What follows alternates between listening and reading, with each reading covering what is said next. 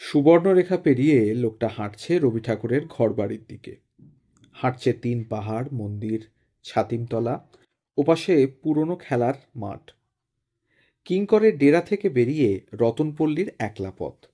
লোকটা উত্তরায়ণে বিচিত্রা সংগ্রহশালায় ঢোকার মুখে থমকে দাঁড়িয়ে পড়ল সে। তার চোখ জেগিয়েছে সংগ্রহশালার সিঁড়িতে, প্ল্যাকার্ডের লেখায়। সেখানে লেখা, জুতা খুলিয়া প্রবেশ করুন। কয়েক মুহূর্তের অপেক্ষা, সজোরে লাথি মেরে লোকটা দূরে সরিয়ে দিল প্ল্যাকার্ড। হায় হায় করে উঠল চারপাশ। এটা কি করছেন শক্তিবাবু?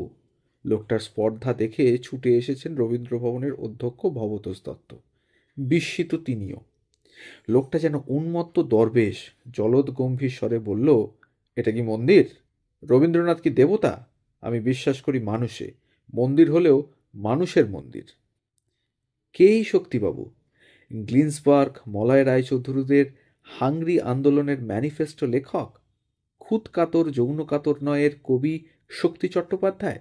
নাকি একটু পরেই যিনি রবীন্দ্র অনুকরণেই লিখলেন, দূর বাগানের কেতকী ফুল হয়তো এখন ফুটে আকুল, শেষ শ্রাবণের মেঘে? ঠিক মেলানো যায় না এই দুই কবি শক্তি চট্টোপাধ্যায়কে। যে লোকটা দরাজ গলায় খোয়াইয়ের নিভৃতে বসে সুর বিস্তারে গেয়ে উঠতেন কবির পিলু টপ্পাঙ্গ, আহা তোমার সঙ্গে প্রাণের খেলা, সেই আবার উত্তরায়ণের সিঁড়িতে প্ল্যাকার্ডে লাথি মেরে নিজেই সে খবর সকলকে জানিয়ে দেয়। শক্তির নিজের লেখা রবীন্দ্রনাথকে নিবেদিত কবিতা স্ববিরোধিতে বোধহয় মিলে যায় এ প্রশ্নের উত্তরের ইঙ্গিত। তোমার বিষণ্ণ গান আমায় করেছে স্ববিরোধী। বৃষ্টি শুরু, হলুদ অমলতাসে বৃষ্টি ঝরে পড়ে, উদাসীন মাঠে বৃষ্টি। রঙিন কাঁকড়গুলি হাঁ করে ধুলোয় পড়ে আছে। শক্তির যখন ৩০, তার একটু আগে থেকেই বীরভূমে তার আসা যাওয়া বেড়ে গেল। অনিবার্য গন্তব্য হয়ে উঠল ভুবনডাঙ্গা শান্তিনিকেতন। কখনো রামকিঙ্করের ডেরা, কখনো সিউড়ির অনতি দূরে কেঁদুয়া। সুলতানপুর স্কুলের পিয়নের চাকরি থেকে অবসর নিয়ে ততদিনে নবনী দাস বাউল আখড়া করেছেন কেদুয়াতে। সেই আখড়ায় দিনের পর দিন পড়ে থেকেছেন শক্তি। দাওয়ায় বসে নবনী গান ধরেছেন লালনের, সময় গেলে সাধন হবে না, দিন থাকতে দিনের সাধন কেন জানলে না। চুর হয়ে শুনছেন শক্তি কবিয়াল। গান শেষে আর ভাঙে কবির। আসমান উপুর ভালো লাগায় জড়িয়ে ধরেন নবীনকে। তার নিয়েও এলাজি লেখেন।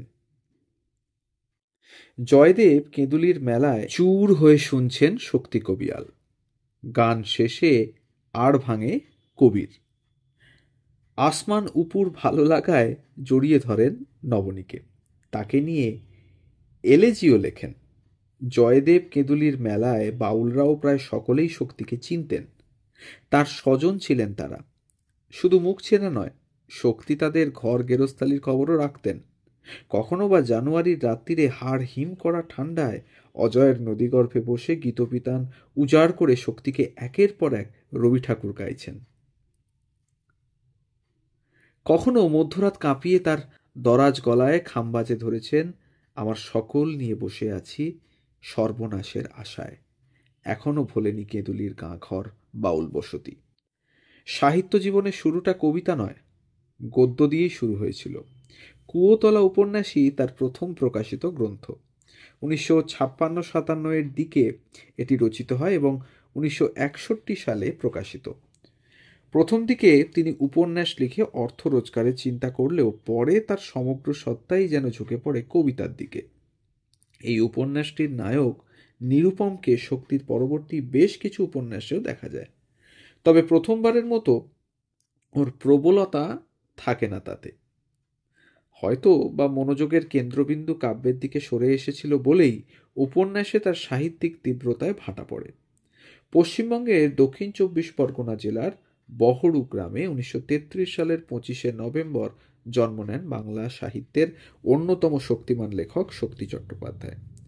তার পিতা ছিলেন বামানাথ চট্টোপাধ্যায়, যিনি শক্তির মাত্র 4 বছর বয়সেই পরলোক গমন করেন। তার মা কমলা দেবী। বাবার মৃত্যুর পর মাতামহী তাহার অভিভাবক রূপে অবতীর্ণ হন। 1948 সালে শক্তি যখন অষ্টম শ্রেণীতে ভর্তি হলেন কাশিমবাজার পলিটেকনিক বিদ্যালয়ে, তখনই এক শিক্ষকের কাছে মার্ক্সবাদের প্রথম পাঠ পেলেন। এর সূত্র ধরে 1953 সালে তিনি যোগ দেন কমিউনিস্ট পার্টি অফ ইন্ডিয়াতে।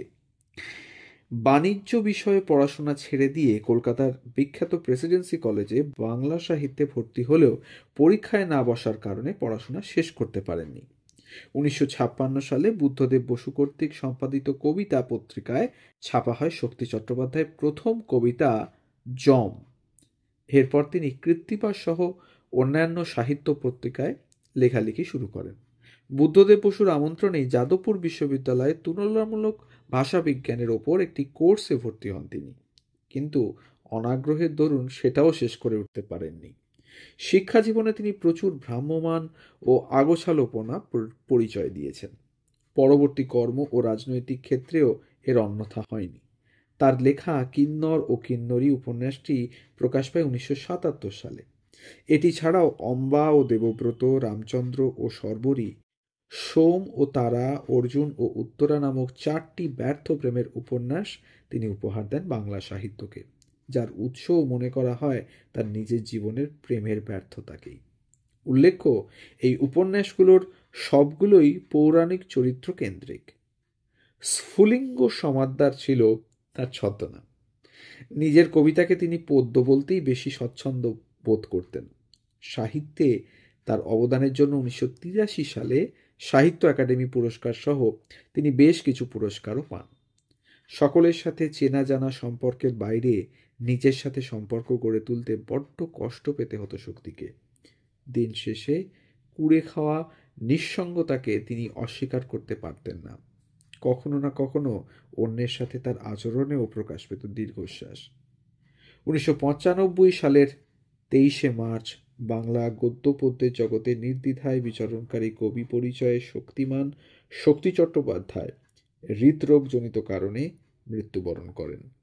মৃত্যুকালে তার বয়স হয়েছিল মাত্র 61 বছর। কিন্তু এই 61 বছর আয়ুকালেই তিনি রেখে গেছেন সাহিত্যে তার অনন্য কীর্তি। তার জন্য আপামর বাঙালি তাকে নিশ্চয়ই মনে রাখবে দীর্ঘদিন। তো এই ছিল আজকের গল্প, শক্তি চট্টোপাধ্যায়কে নিয়ে গল্প। আমাদের চ্যানেলে নতুন হলে অবশ্যই আমাদের চ্যানেলটিকে সাবস্ক্রাইব করে পাশে থাকবেন, এই আশা রাখবো। বেল আইকনটিকে প্রেস করে নেবেন যাতে পরবর্তী গল্পগুলো খুব তাড়াতাড়ি আপনাদের কাছে পৌঁছে যায় তার জন্য। আর আমাদের গল্প, আমাদের তথ্য যদি ভালো লাগে তাহলে একটা লাইক, একটা কমেন্ট আর একটু শেয়ার করে দেবেন কাছের মানুষদের সাথে, যাতে আমরা আরও বৃহৎ জনগণের কাছে পৌঁছে যেতে পারি। তাহলে সবাই ভালো থাকুন, সুস্থ থাকুন আর শুনতে থাকুন গল্প যেখানে সত্যি। আমরা থাকছি প্রতিদিন আমাদের গল্প পোস্ট করার সময় রোজ সকাল 9টা থেকে 9টা 30 মিনিট। সবাই ভালো থাকুন। ধন্যবাদ।